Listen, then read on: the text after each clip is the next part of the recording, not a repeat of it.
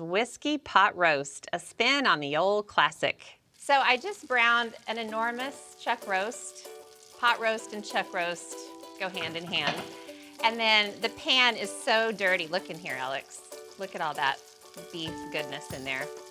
And so the pan is really hot, so I'm adding some onion wedges and some cut up carrots.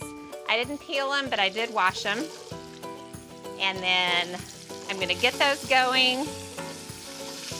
And I'm gonna let these start to brown for about 1 minute. Don't go away.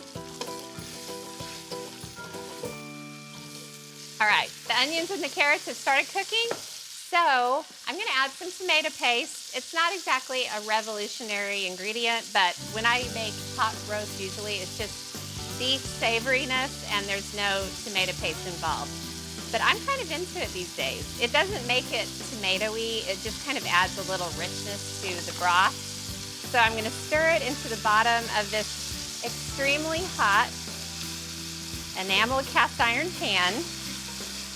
All right. And now for the drama. I grabbed a bottle of whiskey from my bedside table. Just kidding. And I'm gonna add a cup. Not funny, Mom. I turned off the burner. I learned the hard way why that is advisable. And then, ooh, that smells so good. And then for the rest of the liquid, I'm gonna add just beef broth, beef stock. Low sodium is best because you can always add more salt later. So you basically want to add enough stock to almost cover the veggies. And then in goes the brown chuck roast. And you want to get all the juices that are on the pan. And I do this with my regular pot roast. Just add whole sprigs of thyme and rosemary. And look how gorgeous this is. And it's not even done yet. It's so pretty. Okay, I'm gonna put the lid on.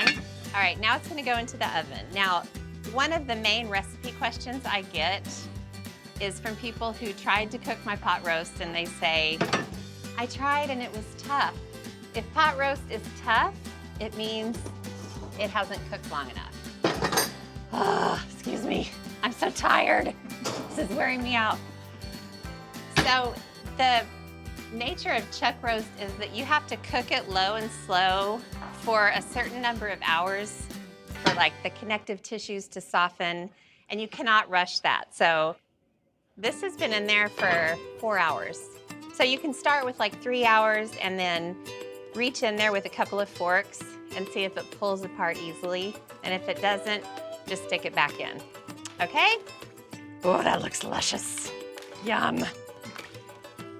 Yum, yum, yum. Okay, so I'm gonna serve it, and a lot of people put potatoes in their pot roast, but that's against my religion because I feel like they often get overcooked and kind of mealy, so I like to serve pot roast on top of mashed potatoes. I'm just going in with tongs, and oh my heavenly goodness.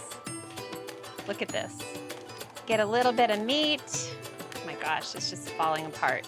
You basically want the pot roast to fall apart if you even so much as look at it. And it's happening. It's all coming together, guys. And then always fish out some veggies, carrots, and the onions are almost basically disintegrated, but I can still see some chunks. Oh, I love pot roast. I mean, it's just good. And it kind of makes you feel like everything in life is gonna be okay. And here's a little secret about pot roast. It's even better the next day. So you can like put it in the fridge, let it cool, put the pot in the fridge, and then just heat it up the next day. It's one of those things people never tell you. Look at this. Pot roast with whiskey and mashed potatoes.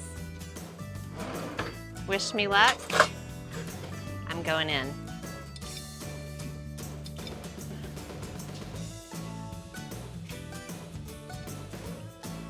What?